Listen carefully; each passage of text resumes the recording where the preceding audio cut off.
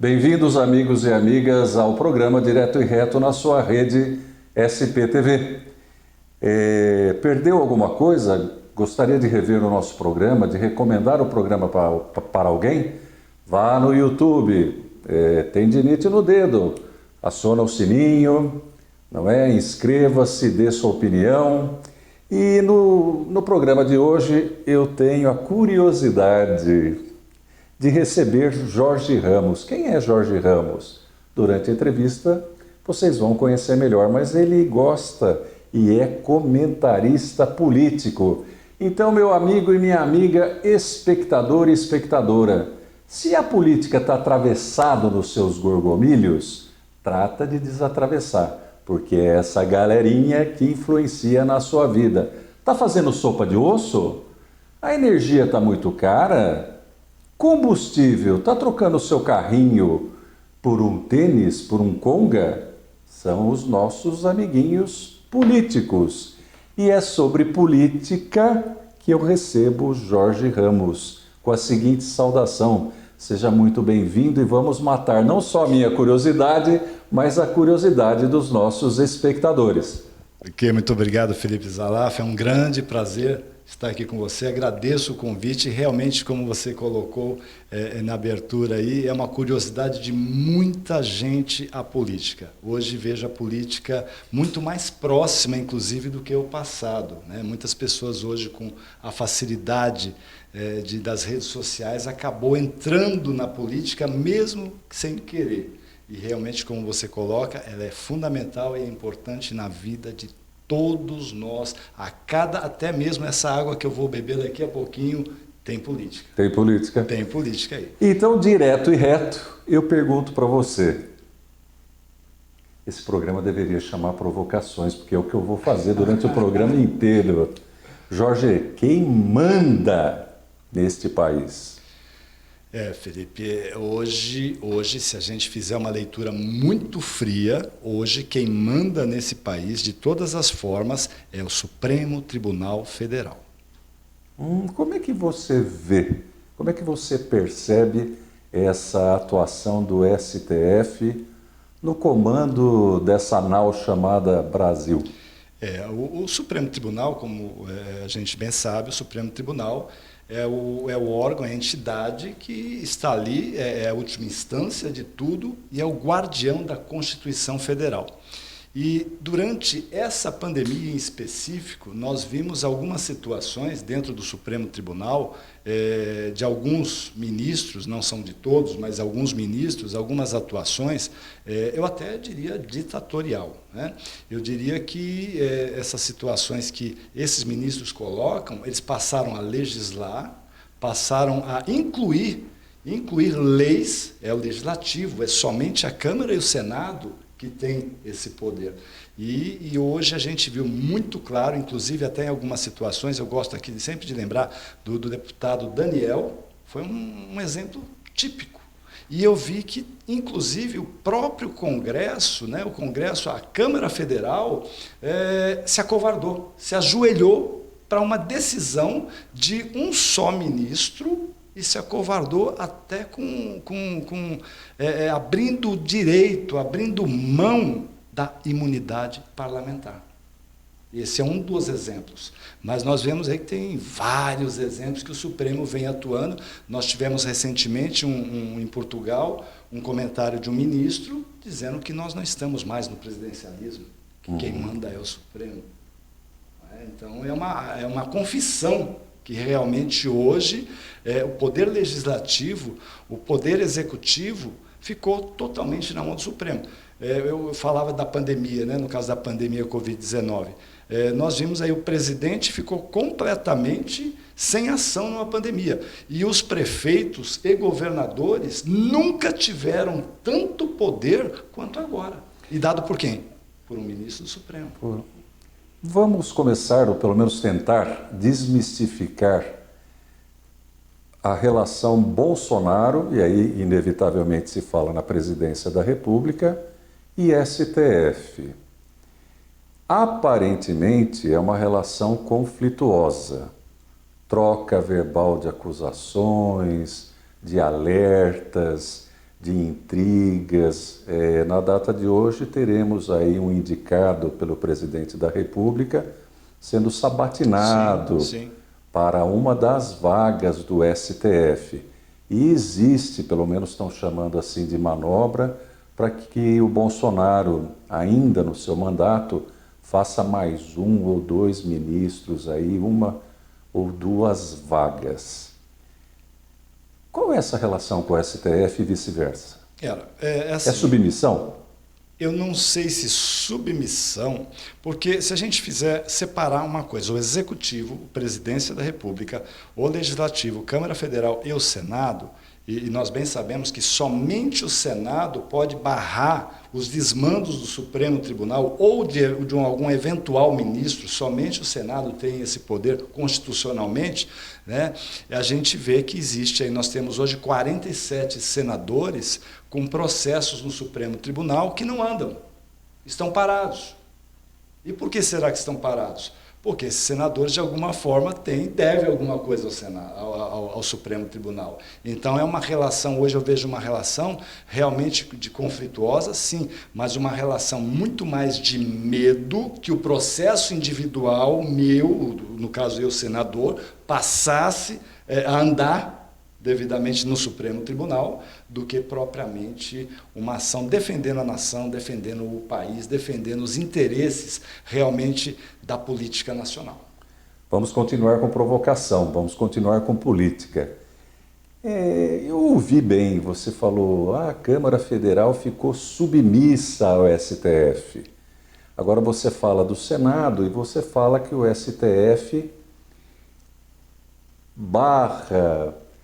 demora para análise de processos específicos de membros ou de deputados, né?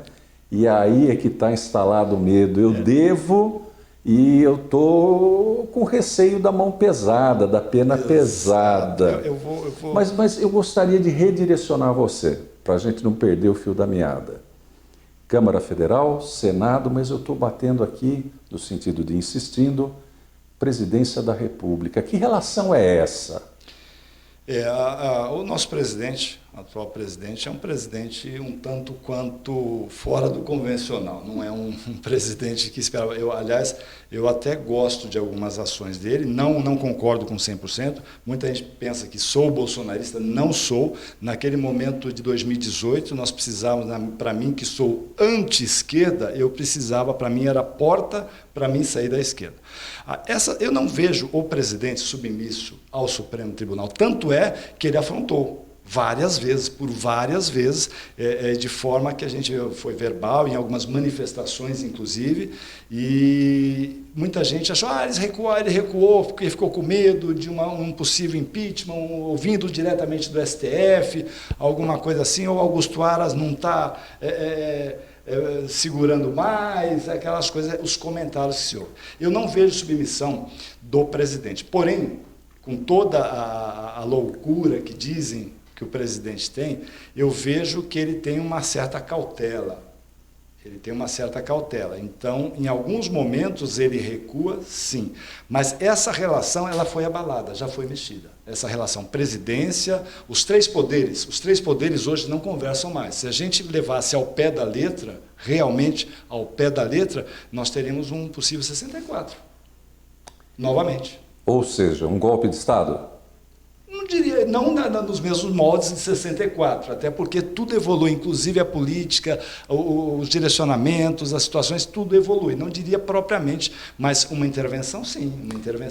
Vamos fatiar essa história, vamos dar uma explodida nisso aí. Então admite-se, vamos do micro para o macro, adoro essa expressão, admite-se então uma insegurança jurídica. Amiguinho, cara pálida, você sabe o que é insegurança jurídica? Segurança jurídica, assim, bem a grosso modo, é o seguinte, está na lei, mas a lei não vale. Estou certo ou estou errado? Perfeito, doutor, perfeito. E aí, se está na lei, mas a lei não vale, e o STF é guardião máximo da lei, não sou bolsonarista, mas posso sê-lo. Então, para que STF? Para que STF? Assim, no modelo de democracia, os poderes são independentes e harmônicos, né? Um para regular o outro, mas a regulação é em cima de uma Constituição Federal, não em cima de fatos, de achismos, e a gente viu que aconteceu de opiniões, e vimos recentemente, e vem acontecendo isso. O ministro, ele levanta hoje, não se deu bem na noite com a esposa, tudo, ele fala, não, hoje eu vou fazer um inquérito. Como assim? Mas ele é ministro. Alexandre de Moraes assumiu o poder de polícia, vamos prender. Xandinho, eu vou prender sem inquérito, sem acusação, sem indicar o promotor que tem que oferecer a denúncia. No caso da presidência, seria o Augusto Aras, que é o Procurador-Geral da República. Eu vou mostrar minha ignorância. É a primeira vez que eu vi a polícia específica do STF com poder de polícia, fora do prédio do STF. Vai buscar, vai sequestrar, vai arrestar. Quer dizer, então, fora todas as polícias que a gente conhece, eu tenho que me preocupar com a polícia do STF. Sim, como você disse, tem uma lei, tem a lei fria, a Carta Magna, tem os Códigos Civil, Código Penal, Processo Civil, Processo Penal, e tem a lei que o Supremo põe goela abaixo. Que é essa, por exemplo, essa passada do Xandinho, por exemplo, que não foi só com um caso, foram vários casos, sem um inquérito, sem absolutamente nada, ele simplesmente fala, não, ele falou que eu sou feio, que eu não tenho cabelo. Eu vou prendê-lo, aprende ele, entra a Polícia Federal a serviço, e eu acho absurdo, um absurdo. E essa ordem é preciso ser restabelecida. Nós ainda temos a oportunidade de restabelecer essa ordem de forma pacífica. Bom, falei de insegurança jurídica, então nós temos os 3 poderes que deveriam ser, como diz a Constituição, independentes, porém, batendo um papinho, conversando, moderando, analisando, temperando, não. Nós vamos tudo para beligerância. Se você não faz, eu ameaço daqui. Seu processinho anda a colar. Olha, eu sou ministro do STF, tenho auxílio muleta, sei lá como é que é, eu só saio na muleta, né, com 70 e tantos anos. Bom, então, avizinha-se um golpe de Estado, eu devo ter exagerado, mas você usou que expressão mesmo? Eu usei insegurança jurídica e deduzi um golpe de Estado. Você foi mais, acho que, real. Mas como é que você falou mesmo? Eu não acredito em golpe de Estado, mas... Eu não acredito, realmente, eu não acredito em golpe de Estado, como foi, que todo mundo, quando se fala em golpe de Estado, todo mundo já se remete a 1974, AI-5, não pode falar AI-5 que o Xandinho fica bravo, manda prender. Adeus, democracia. Então não pode falar. Eu não diria, hoje tudo evoluiu. Inclusive a política, até os canalhas ladrões evoluíram na forma de roubar os cofres públicos. Tudo evoluiu. Então, aquela coisa da derrubada, pôr os tanques na rua, não, eu não creio que isso seria. Eu creio que é possível ainda a gente chegar a uma situação de convergência entre os 3 poderes para evitar algo desse tipo. Porque quando se fala em golpe de Estado, todo mundo fala, olha, vamos ficar mais 20 anos com o general no poder. Não é para isso. Não é para isso. Quando você precisa restabelecer a ordem dentro do país, você precisa do quê? Você precisa de um período que um interventor que só alguém, que seria as Forças Armadas, nesse caso aqui em específico o Brasil, né, seria esse interventor durante um período para convocar novas eleições. Eu acho que isso, no momento em que vivemos, aí já vamos entrar um pouquinho mais numa crise econômica, e muito mais do que uma crise econômica, uma crise pandemia, e muito mais ainda do que essas crises. Uma crise política que não vem de agora, é uma crise política que se arrasta há mais de 15 anos. Então, não seria um momento para um interventor, seria um momento realmente de apaziguador. Momento dos 3 poderes conversar, mas conversar e seguir realmente as regras, não as regras de interesse, como a gente vê o presidente do Senado, como a gente vê o presidente da Câmara, como a gente vê o presidente do STF e etc. Vamos dar uma disparada, colocar o motor de popa nessa história. Entre eles, ministros, eles se entendem? Não estou falando opinião divergente. Estou falando mesmo no dia a dia, naquele cafezinho. Acontece o cafezinho, o bolinho. o pessoal anda tudo com o nariz empinado, um não olha para a cara do outro. Se a gente vê lá, eu já pude presenciar, a gente vê, realmente existe uma convivência de coleguismo, né? Independente de serem ministros, existe sim, aquele cafezinho, aquela coisa toda, mas eu vejo que esses cargos, esses 11 ministros, hoje nós temos 10, esses 11 ministros do Supremo, eles são movidos a uma vaidade extrema. Uma vaidade assim, até tem um termo que o pessoal, principalmente quem atua na área de direito, fala que tem alguns juízes que pensam que são Deus, outros têm certeza. Lá no Supremo eles têm certeza que são Deus. Eles podem tudo. E o povo continua não abastecendo o carro, não pagando energia, morando na rua, fazendo sopa de osso. E aí, coleguinha, você não gosta de política? É melhor pegar o gostinho, hein? Porque tá amargo o negócio. Tá amargo. Deixa eu lhe dizer, vamos falar de alguns presidenciáveis, dá uma desfocadinha rápida do nosso presidente que, no mínimo, é polêmico. Nós estamos tentando fazer a tarefa aqui impossível de decifrá-lo. Eu acho impossível. Se você conseguir, Felipe, me fala o caminho. Quem é Bolsonaro? Um falastrão? Não sei. Um quadrilheiro? Não sei. Um sonhador? Um maluco? Não sei. Um Messias, tem Messias no nome, ele pode se achar também um outro todo-poderoso, ou estou falando bobagem? Sim, foi esfaqueado, atendido pelo SUS e não morreu. E não morreu. Mas está quase o Jesus Cristo da República das Bananas. Você acha que isso interfere, mexe na cabecinha? E eu prometi desfocar, vamos desfocar. Vamos falar do Moro, agora pré-candidato. Vamos falar do Moro. Nós falamos de exagero do STF, que é a figura máxima, mas ele, enquanto juiz federal de uma instância primária, você não acha que ele arrumou uma caminha para ser atualmente candidato à presidência da República? Ele não fez um caminhozinho para ele? Eu enxergo um outro caminho, ele construiu um outro caminho, Felipe. Talvez essa indicação do STF que está acontecendo agora. Eu acho que a construção foi essa. E por consequência do desentendimento inicial lá atrás, onde ele não acatava ordens do presidente, não aceitava interferências do presidente dentro do seu ministério, até em algumas coisas eu até concordava com ele, e aí mudou o rumo. A princípio, eu consigo enxergar, eu fiz até desenvolvi um raciocínio, o que levou ele a fazer uma renúncia de juiz, um juiz concursado, um excelente juiz, que prestou um grande trabalho, um grande serviço a essa nação. Um grande serviço. Mas tecnicamente ele exagerou, né? Exagerou. O ex-presidente da subseção atual, nós estamos com outro presidente aqui, ele disse, e eu concordo com ele, que processualmente falando, ele deu uma espanada na rosca. Ele pegou a lei, deixou um pouco de lado, ia falar um pouquinho, mas nem sei se é um pouquinho. Deixou de lado e vamos que vamos, desceu o sarrafo, né? Sim, talvez não vislumbrando, talvez é o momento, porque quando nós estamos nos referindo aqui ao ex-ladrão, ex-bandido, ex-presidente Luiz Inácio Lula da Silva. É esse porque o Supremo falou que ele não é mais, não significa que os crimes não foram cometidos. Ele é isento das penas. Porém, os crimes aconteceram. Porque senão o TRF4 não chegaria onde chegou. O exagero pode ter acontecido sim. Pode ter acontecido em dados momentos, aconteceu por vaidade. É aquele negócio, juiz é uma vaidade extrema. Eu conheço alguns juízes, eu conheço poucos despidos dessa vaidade de semideuses. Então, é assim, quando você... acho que tudo na vida é mais ou menos assim. Quando você começa algo, você começa com todas as dificuldades, você começa humilde.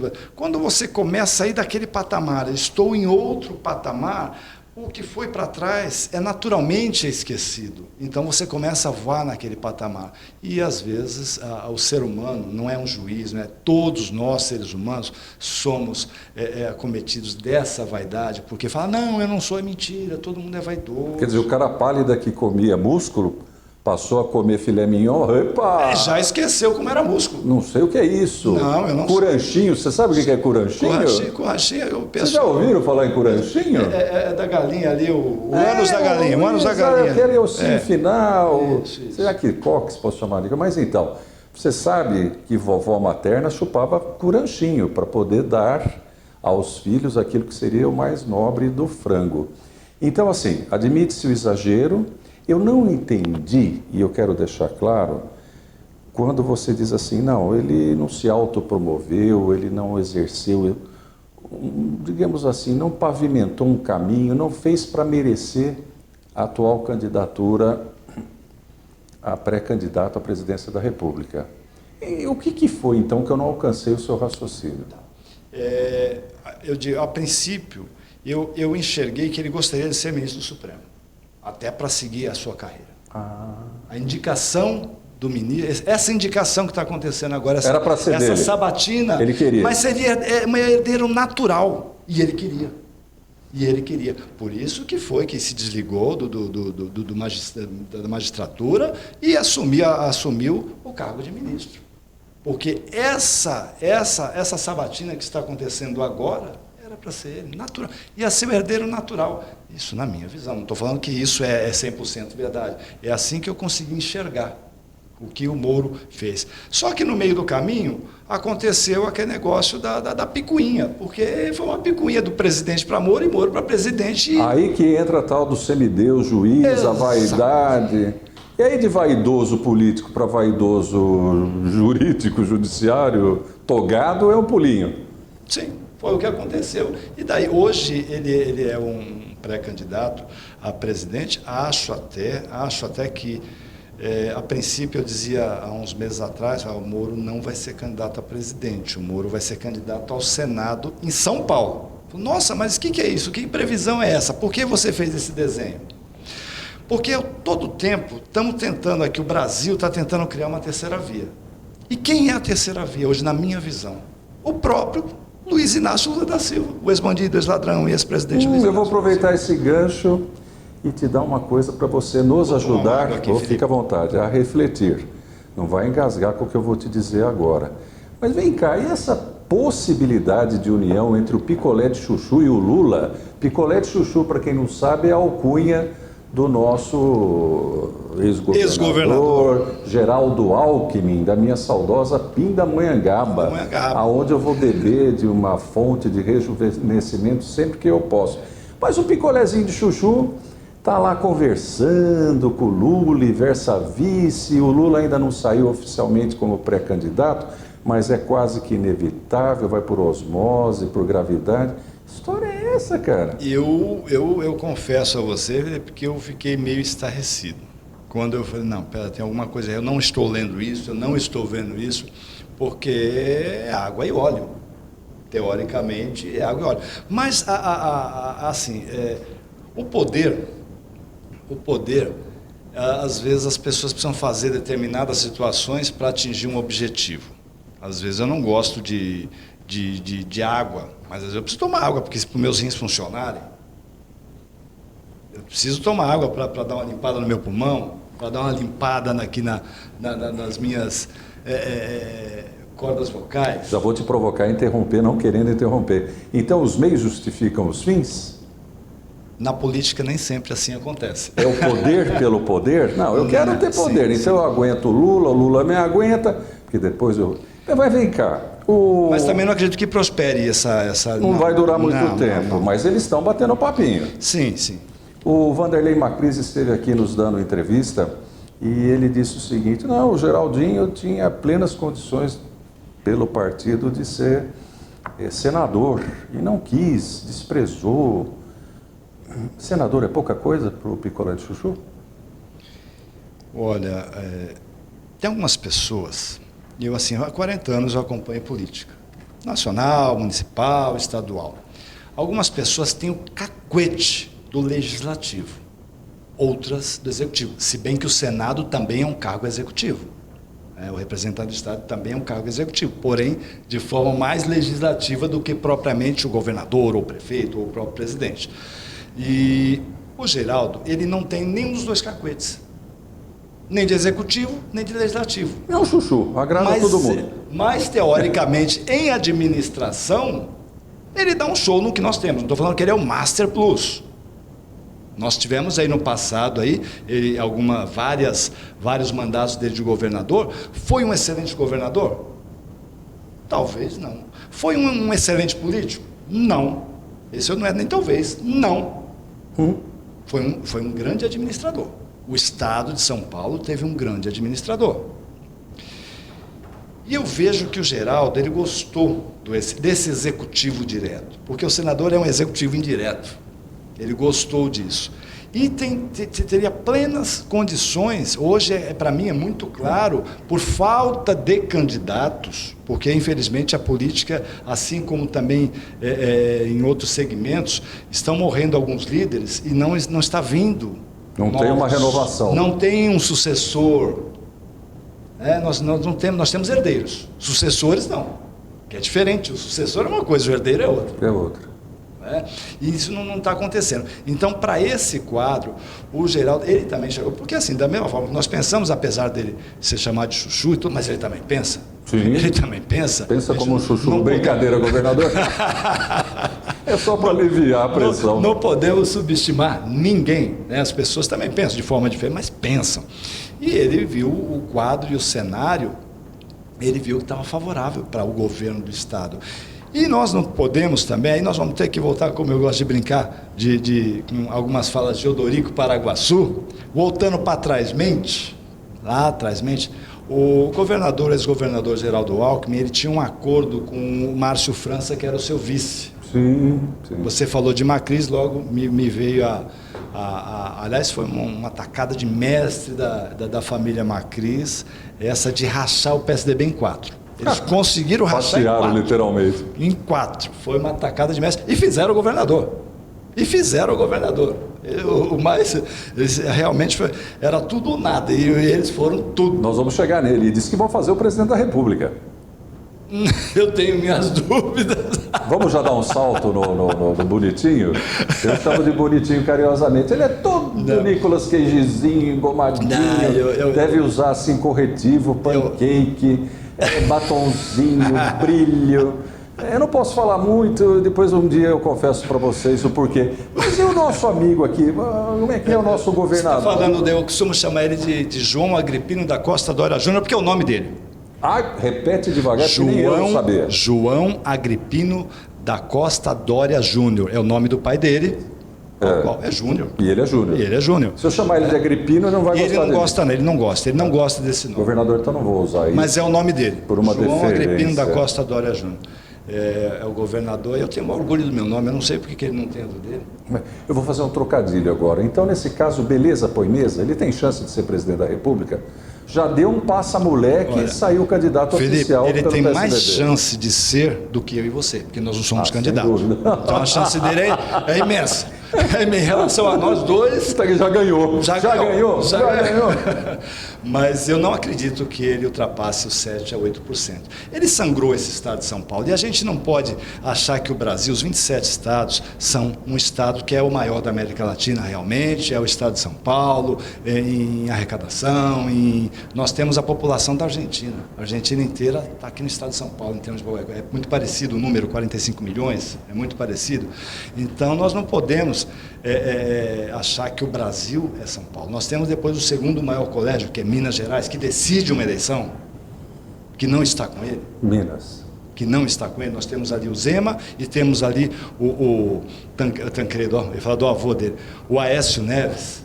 Mas o Aécio não está quietinho, não, acanhado. Ele foi contra essa candidatura dessa prévia e ele brigou muito. Do PSDB? Ele queria o Eduardo Milk, do Sul. O leitinho? O leite. Ele queria o Eduardo Milk. E aí ele perdeu. Ele não, com Dória, realmente, ele não foi, não vai. E aí é mais um racha. Então o PSDB realmente ainda é um partido muito forte. Mas eu vejo hoje o PSDB indo para o caminho que foi o PT no passado. Quem é o PT hoje? Quem é o PSDB está no mesmo caminho. E o PSDB, ao contrário do que você aí de casa, você que está nos assistindo, pensa, não é um partido de direita. É um partido de centro-esquerda. A formação do PSDB inicial é um partido de centro-esquerda. Ah, mas eles são neoliberal. Aonde? Aonde é neoliberal um PSDB? Para os nossos amiguinhos e amiguinhas, dá para dar uma passeadinha rápida? Essa história de neoliberal, de centrão, de esquerda radical, Viu? Isso é para designar o que o cidadão defende, propaga? Eu não sei, eu não vejo essa esquerda radical, que... direita radical, centrão. Existe algumas diferenças, a gente sabe que existe algumas terminologias usadas, né? Tem, por exemplo, quando se fala em conservador, eu acho que é o que mais pega a população, tem dúvida, fala, o que é um conservador? Aí você vai na etimologia da palavra, conservador vai conservar, não é? E, na verdade, não é isso. O conservador, na política, né, é a pessoa que tem uma ideologia conservadora na política, ela pega essa caneca aqui, que ela está, vamos supor que ela esteja quebrada, é nova, inclusive eu vou levar para casa. É nova essa caneca aqui. Antecipei o que o meu diretor ia falar. Essa caneca, suponhamos que ela tem aqui uma quebradura aqui, e aí eu, como conservador, eu vou fazer o quê? Eu vou quebrar o resto aqui e fazer uma nova? Não, eu vou aproveitar a estrutura dessa caneca e vou reformar, vou melhorar o que nós temos. Esse é o conservadorismo, que muita gente em casa não entende bem, acha que conservador é aquele cara que não quer mudar, é aquele negócio todo, não, eu sou conservador. Não, eu particularmente não entendo. Uma hora o cara é liberal, neoliberal. O liberal. Bancada do agro, bancada da bala. Evangelho, bancada da bala. Bancada aqui é o que não falta. Trabalhar para a população a gente não vê, mas tem bancada tem. A bancada tem. Nomenclatura não falta, nominho. Tem, e é bonito falar. É bonito, né? Bancada evangélica, bancada ruralista, bancada... É bonito falar, mas, enfim... Não é efetivo. Não, mas voltando aqui, né? O liberal, o que é esse conceito liberal? Eu acho impossível, assim, segundo minha análise, hein? Eu acho impossível você implantar no país, aqui no Brasil, esse pseudo-liberalismo que falam. E o que seria liberalismo? Por quê? O liberalismo é a mínima intervenção do Estado no cidadão, na vida do cidadão. Né? Nos Estados Unidos, vou dar um exemplo aqui. Estados Unidos, para você trabalhar licitamente, honestamente, você não precisa de autorização. Aqui, para você ser taxista, você precisa de uma autorização. Então, como você vai colocar um liberalismo em um país onde nós temos um regime trabalhista socialista, um modelo trabalhista socialista. Garantista. Tanta coisa. Socialista. Nós temos um modelo econômico liberal. O modelo econômico é liberal. Não dá para dar certo, né? E uma política democrática de direito e não de fato. Como que você junta isso? Uma política econômica liberal, num país democrático de direito e não de fato, e um modelo trabalhista socialista. Como que você vai implantar um liberalismo aqui nesse país? E eu gosto do modelo liberal, adoro. A pessoa quer trabalhar, quer ganhar dinheiro. Você sabe que me remeteu, foi lá para trás, mente de novo. Eu sou filho da ditadura. Eu nasci em 63, né? Cresci, minha infância foi na ditadura militar. Eu prefiro chamar de regime de exceção. Não gosto de ditadura, é pesado, né? Até porque eu não via essa ditadura. A ditadura quem via era a imprensa e algum, na época, chamado como subversivo, que não concordava com o sistema. Assim como há 2000 anos atrás, Cristo não concordava com o sistema de Roma também, não deixava de ser alguém também que fosse, sei lá, que não concordar com o regime, e você passa a ser... Me fugiu a palavra aqui, Felipe. Não, mas recupera. Bom, mas enfim, daqui a pouco eu lembro. Então, eu me remeteu lá atrás. Por que me remeteu lá atrás? Naquele período, a minha adolescência, a pré-adolescência e quase juventude, ainda num governo de regime de exceção, eu me lembro que muitos dos ricos de hoje, lá atrás, mal sustentavam a sua família, com salário mínimo, mas dava para sustentar. E aquele momento era um momento liberal da economia. Porque quem trabalhava naquele período, quem realmente trabalhava, você montava, era comum a gente ver os portugueses montar uma merceariazinha, daqui a pouco estava com um mercado imenso. Quem trabalhava, ganhava dinheiro. E muitos desses ricos atuais, lá atrás, ele era uma pessoa assalariada. E quando eu falo assalariado, era um salário mínimo. Não era salariado de 5 mil. Não, o salário mínimo na época era melhor do que hoje, o salário era melhor. Hoje nós estamos em torno de $200 aí, um salário mínimo, né? Eu faço essa comparação de dólar porque fica mais fácil, porque o salário mínimo realmente é muito baixo. Mas eu me lembro, meu pai, por exemplo, era assalariado. E assalariado de salário mínimo. Nós éramos em 3 irmãos, os 3 estudaram, ele conquistou a casa dele. Eu me lembro que até era muito engraçado, mamãe ia pagar a prestação da casa, do terreno, no centro da cidade, era em São Paulo isso. E a gente pegava um ônibus, ia até o centro de São Paulo e tinha umas barraquinhas de frutas, e aí minha mãe comprava 2 maçãs, para a gente dividir em 5.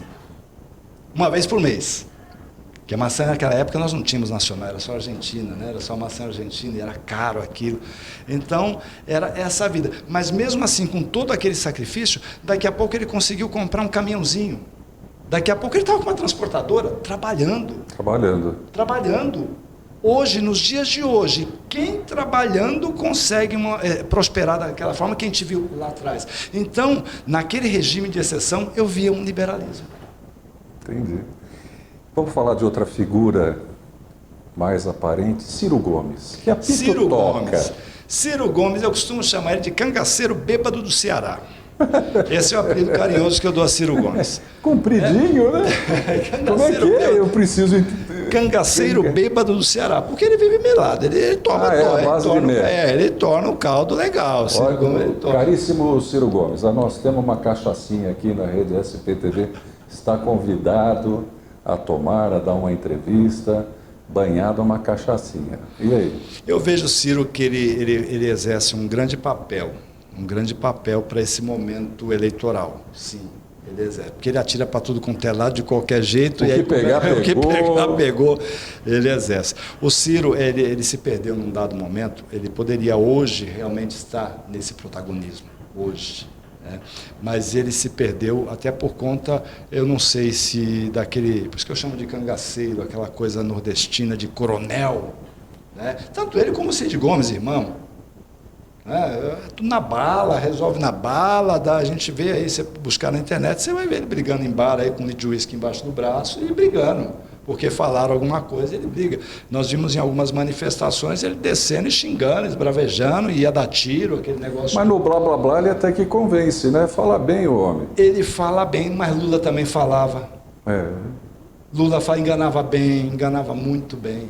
E o Ciro, ele é preparado.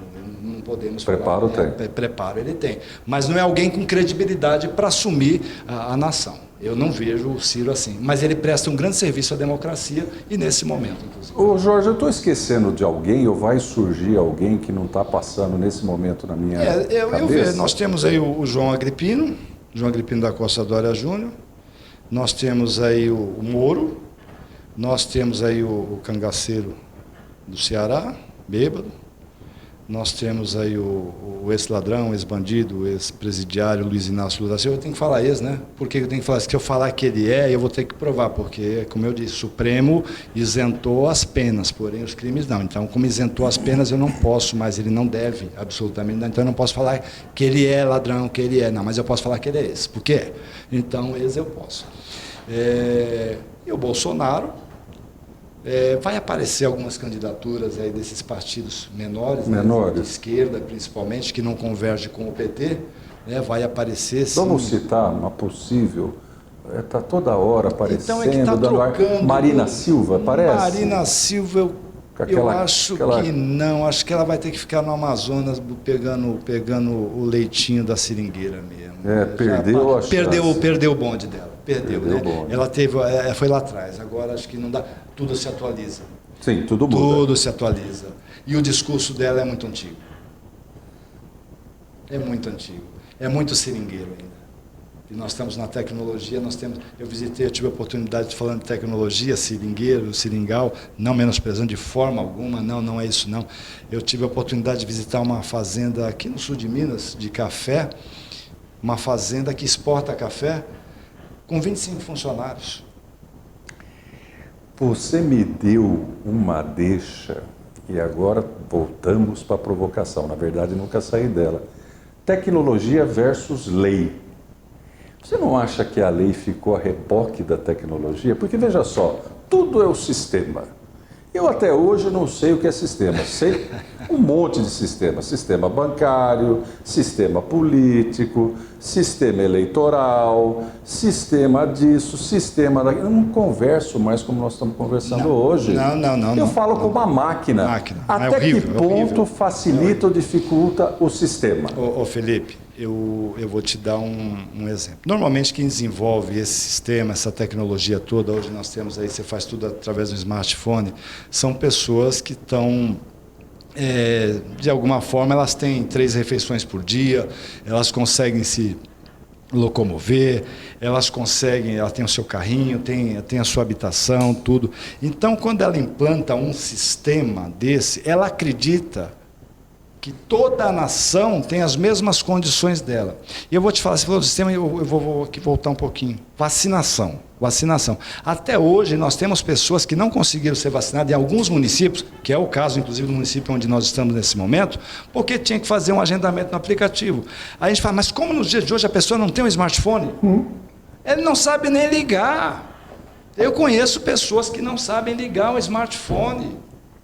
Então, normalmente, esses técnicos, o papai dizia que eram os sabidos, né? Esses sabidos, eles são sabidos com a ótica dele, como se todos tivessem as mesmas condições financeiras, condições sociais, condições de nível de ensino que ele teve. E a nossa realidade, o país, não é Suíça. Brasil não é Suíça. Está muito longe. Mas distante, anos-luz. Anos-luz. E essas pessoas desenvolvem esses sistemas achando que todo mundo sabe que tem internet, todo mundo tem um smartphone. Aliás, nossa internet é horrível. Sem contar que, tendo velocidade na internet, tendo o raio do aparelho, você não tem a resposta para aquilo que você deseja. Porque é apresentado para você um menu. Quer falar com Suzana? Quer falar com Rosana? Quer falar com Márcio? Eu quero falar com o Pedro. Não tem Pedro. Não tem Pedro. Não tem, realmente é assim, eu vejo que é um caminho para a evolução, ok? A gente não pode também ficar lá atrás, é um caminho, mas creio que nós avançamos muito nessa tecnologia, porque a tecnologia, quando eu falei da fazenda, voltando aqui da fazenda lá atrás com 25 funcionários, é uma fazenda totalmente automatizada. Nós temos ali, antes era uma fazenda que precisava de 300 pessoas, hoje com 25 pessoas ela faz tudo com muito maior qualidade, inclusive, e produtividade. Então, são pessoas que estão preparadas para isso. Mas quem está preparado para isso? É toda a população? Não, nós ainda estamos engatinhando. Nós estamos engatinhando nisso. E aí as pessoas agem, implantam esse sistema que você está falando, para você liga para algum lugar, aí você precisa, ou se não, até através de um chat, é horrível, você precisa... Cara, você quer informação, uma informação simples às vezes. E aí você perde um tempo enorme. Isso é uma tecnologia burra para esse momento. Primeiro nós precisamos educar a população e fazer a população ter condições de consumir esse produto. Depois nós vamos implantar. Depois nós vamos implantar. Amiguinho, sabe entre os modelos existentes quanto custa? Aí não vou falar a marca porque também é um merchan. Mas olha, tem celular de 9 mil e trololó reais. Você sabe o que é isso? Aí, ó, o meu diretor está falando, mas deve ser cravejado de diamante. Esse 13 que saiu agora. Ele diz que tem celular de 15 mil, coleguinha. Ó, então faça bom uso do seu celular, da internet, vai no YouTube, assista esse programa valiosíssimo, não é porque eu apresento, mas olha, entre a briga entre a onda e o rochedo, é você, Marisco, que leva pior. Por isso que eu estou insistindo aqui, se esclareça, pergunte, saiba quem é seu candidato, para que ele veio, para que ele irá, se vem, se vai. Amigo, não preciso dizer mais nada. Amigo, lembra do nosso antigo churrasquinho? Vai ter churras? Eu pergunto para você, tem churras na sua casa? Você compra o seu botijão de gás? 100 e quanto? O nosso ministro da Economia prometia botijão a 70, 80 reais, já está para 110, né? Voltamos, falando em fazenda não tecnológica, ao forno, como é que chama? Forno a lenha, né? Forno a lenha. Bom, tem uma outra coisa envolvendo o Dória. Eu sou fã da figura que eu vou dizer agora, me inspiro e me esforço muito para não copiá-lo. José Luiz da Atena. Viu, qual é que é a dele, hein? A dele é um contrato multimilionário com a Bandeirantes. Da Atena, eu não creio nem que ele consiga ir até o final com essa aventura, porque toda eleição ele faz. Eu até ponho assim: são dois personagens, o da Atena e Celso Russomano. Em todas as eleições eles são candidatos. Em todas as eleições eles, se colocar na pesquisa, eles estouram. E eles não, o Celso Russomano sabe disso, começa a sair os outros candidatos, começa a diluir a dele. E o da Atena, todas as eleições, ele desiste e volta a ficar com a Bandeirantes. Datena, você vai pôr no nosso? Mas só no nosso? Até você, Brutus? Agora, uma coisa delicadíssima, mas me parece que é fato, mesmo que não se consiga provar.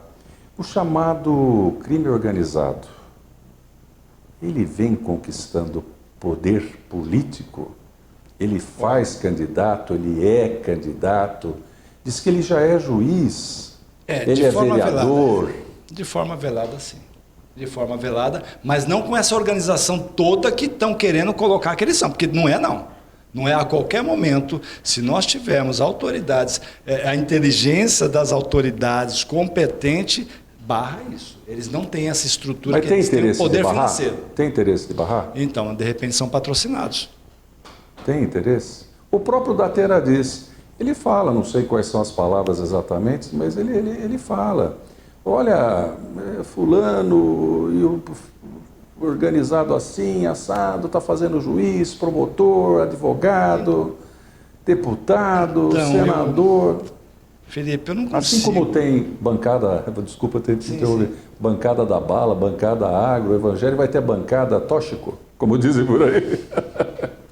Bancada cheirinho gostoso, como é que é? Eu creio que não. Eu acho que não. É lógico que a gente sabe que algumas pessoas hoje tiveram patrocínio, sim, de algum... Bom, não precisamos de hoje, não. Se a gente for lá atrás, Antônio Garotinho, governador do Rio de Janeiro. Bom, bem lembrado. Por onde anda essa figura, por falar nisso? Ele continua no Rio de Janeiro com um monte de processo, um monte de coisa. Chovendo? Né? Chovendo. Está pagando advogado? Pagando advogado. Que até? Então, a gente vê que desde lá de trás já existia já, mas eles não são tão organizados quanto pregam, porque cria uma mitologia, é mitologia mesmo. O próprio Datena, ele cria uma mitologia que o crime organizado é mais organizado do que as instituições listas nesse país. Sim. E não é bem assim não. Eles é muito frágil, inclusive. Mas aí vem o jogo de interesse. Há interesse de eu acabar? Porque muitas vezes a gente também vê o crime organizado fazendo a vez e a parte do poder público, no assistencialismo, no social, fazendo a população de refém. Milícia, não posso esquecer desse povo que já foi um dia polícia, agora não é mais. Sim. Se misturaram, é uma amálgama. Foi coronel, foi sargento, agora e trafica, é miliciano, tem tribunal. Sim, eles têm tribunal paralelo, tem o tribunal paralelo. Então, e muitas vezes, algumas coisas, antigamente falava favela, não tinha problema, não pode falar mais favela também. As comunidades, como o pessoal gosta, que tem que ser politicamente correto. Correto.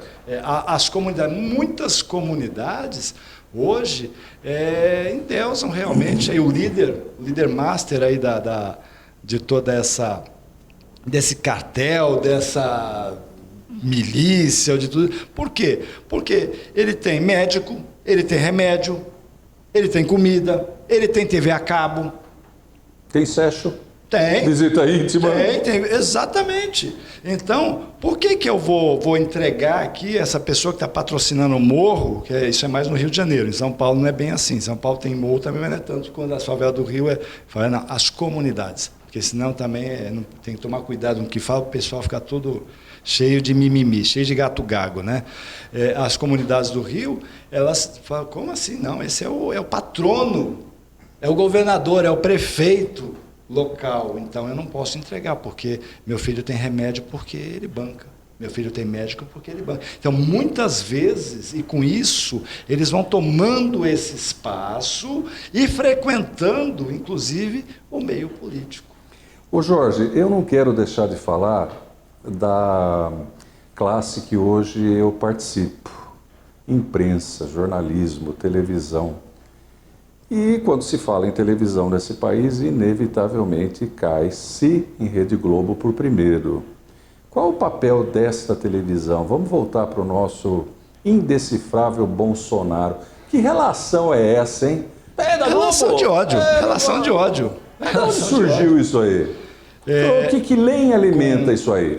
Com corte de alguns patrocínios, né, Zaraf? Começou a partir de um corte do governo federal, de alguns patrocínios, não somente da Globo, como também de outras emissoras, chegaram de alguns órgãos de imprensa que chegaram até a montar o consórcio de imprensa. Uma para testar o fake news da outra.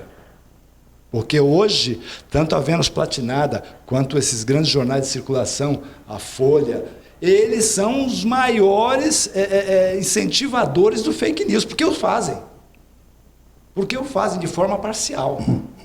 E eu até acredito que a imprensa não tem que ser imparcial mesmo. É assim, você não gosta da minha imprensa parcial, vai para outra que atende os seus requisitos. Porque esse negócio de falar, não, o jornalismo, eu sou jornalista, a ética profissional tem que ser imparcial. Não existe imparcialidade no ser humano. Você vai gostar de alguém. Você vai odiar alguém. De outro, vai. E aí você vai colocar os dois ali, você vai mediar uma entrevista, um debate, você vai ser imparcial. Planos meu e do meu diretor é mediar. Isso você já está pré-convidado. Tanto pré-candidato, pré-julgar, Então, é natural que quase que inconscientemente, você como jornalista, como entrevistador ou como mediador, vai direcionar uma pergunta mais leve ou alguma coisa, e a mesma pergunta para o outro com uma pimentinha. Coloca uma casquinha de banana. Isso. Escorregou, não escorregou. Exato, mas você foi imparcial. Eu não vejo isso como imparcial. Deveria ser, mas nem tudo, assim como a nossa lei, a lei fria está escrito, é cumprido. E nem todo jornalismo tem a ética, tem o código de conduta, tem tudo aquilo. Nem tudo que se aprende nos bancos da universidade você aplica. Bem, deixa eu conferir aqui. Mas, infelizmente, o papo é bom, é quase que infinito. Olha, eu não consegui falar dos partidos ainda. Produção, quanto tempinho tem? Prometo que eu não vou interromper. Mas o problema não é nem você, o problema é o que eu falo muito, viu? Não, imagina. Isso aí é muito o que falar e muito conhecimento, por isso que se fala muito. Não se fala besteira, não. Então, por isso... Eu vou me calar, porque eu também não aguento, eu falo. Eu quero saber, faz uma análise dos partidos, e com isso eu já te convido para voltar. Achei, assim, muito esclarecedor. Realmente, a gente está tentando desvendar o ano que vem, eleições para o presidente da República, aquele que o STF vai mandar. Mas não importa, tem que ter uma figurinha ali, quem sabe muda alguma coisa. Mas e os partidos políticos? Qual a serventia ou eles só se servem? Hoje, infelizmente, né, eu sou contra partido, eu gosto muito de pessoas, eu não gosto de partidos, mas hoje a legislação eleitoral, a própria Constituição, o modelo exige que você esteja afiliado a um partido para poder concorrer às eleições. E hoje os partidos, a gente vê aí os grandes partidos ganhando milhões de fundo eleitoral, aquele negócio todo, famílias sobrevivendo diretamente daqueles acordos, e eu acho isso assim um absurdo, mas já que existe e não tem como mudar, a não ser que a gente faça uma reforma político-eleitoral, que não vai acontecer tão cedo aqui nesse país, porque ainda é conveniente que seja exatamente como é. Então, assim, nós vemos, falando de partido aqui, vamos bem en passant, vamos falar aqui do Valdemar de Costa Neto, presidente nacional do PL, preso junto com Zé Maligno. Para onde foi? PL foi o presidente, né? Exato. Por que o Jair Messias Bolsonaro foi para o PL? Porque ele está para uma reeleição. É diferente de quando vai para uma situação que ele realmente foi um boom midiático, um boom de qualquer forma. Eu diria que até um fenômeno no país. Eu diria que é um fenômeno. Eu nunca vi isso. Depois de Getúlio Vargas, você não conhece dado histórico que as pessoas saem à rua em apoio a um presidente. Só o Jair Messias Bolsonaro conseguiu isso. Eu não estou falando aqui, não estou defendendo, nem sou bolsonarista. É constatando um fato. É um fenômeno nesse país. Não só aqui no Brasil, assim como fora. Nós vimos na Itália, nós vimos nos Estados Unidos, como esse homem é ovacionado. Tem quem não goste? Claro que tem. Mas também tem quem ame. Sim. Né? Então, realmente é um fenômeno. E aí, agora, houve um desgaste de uma pandemia, houve um desgaste aí do Supremo que anulou, algemou ele, falou, você só vai pagar a fatura, cara, fica quietinho aí, paga a fatura e quem vai mandar agora é o prefeitinho, é o governadorzinho, você fica na sua. Então, engessou demais ele. Então, já existe um desgaste natural de quando você assume uma cadeira, você não é nada, você só é candidato, você tem um monte de apoiadores. A partir do momento que você sentou na cadeira, tomou posse, muitos desses apoiadores vão se decepcionar com você, porque imaginam que como ele é seu apoiador e seu amigo, você vai dar algumas benesses a ele e você, imbuído do cargo, vê que, olha, não é bem assim, eu não vou te dar. Então já deixa de ser seu apoiador e seu amigo, passa a ser um inimigo. Né? Aquele que te trouxe, colocando em votos, 10 votos, passa a tirar 100. Então isso é normal com todos os políticos. Todos os políticos. Com Bolsonaro, com João Agripino, com todos eles. Né? O mandato acaba tirando. E, em contrapartida, também conquista-se novos eleitores. E aí ele precisava de um partido que tivesse tempo de TV, porque agora ele já não é mais uma novidade, já não é mais um mito. Ele já está lá na cadeira e já desagradou a muitos. Deu uma desmistificada. Exato. Então, nós precisamos agora de um partido que tenha poder financeiro, o PL tem. Né? Nós precisamos de um partido que tenha tempo de TV, o PL tem. Assim como o PP tinha também, que era um outro partido, ele acabou optando pelo PL. E o Valdemar de Costa Neto, o presidente nacional do PL, ganhou muito mais do que o próprio presidente. Mesmo com muita gente achando que vai sair do PL, eu vou sair do PL e tal. Não vai nada, vai ficar. Porque quer queira, quer não, o Bolsonaro está no segundo turno. Pode até perder, mas está no segundo turno. Já garantiu o segundo. Já garantiu. Mas, Jorge, vai eleger muito deputado. Para deixar gostinho de quero mais e uma reverência meritória à sua coragem, porque o assunto é polêmico. Ele abriu o coração dele, o conhecimento dele. Eu sei que você, espectador e espectadora, vão fazer a sua opinião sobre assunto polêmico. Não há uma convergência de maioria. Suas mídias sociais, por favor, como é que o nosso espectador, a nossa espectadora contacta você, bebe mais desse conhecimento? Olha, Felipe, eu tenho no YouTube um canal chamado Opinião em Pauta com Jorge Ramos. Eu tenho no Facebook Jorge Ramos, só Jorge Ramos. No Instagram, @JorgeRamos1409. Assim, consegue ali, tem alguns vídeos, inclusive, que eu coloco, algumas... E você bem colocou. Isso que eu estou colocando para você que está nos assistindo, não significa que é a verdade absoluta. Isso é a forma que eu tenho de fazer você pensar. Porque, de repente, a gente vem com um pensamento pronto, um pensamento que eu costumo dizer de manchete, e não consegue mais pensar. As coisas vêm para um momento político e as pessoas não pensam mais, elas simplesmente seguem. E eu faço esse contraponto com o meu ponto de vista exatamente para fazer você aí de casa pensar. Amigos, até o próximo programa. Lembrando rapidamente o seguinte, pandemia ainda está aí e com carinha nova. Então, máscara, higiene nas mãos, não aglomere, desculpa os carnavalescos e até o próximo programa. Até lá.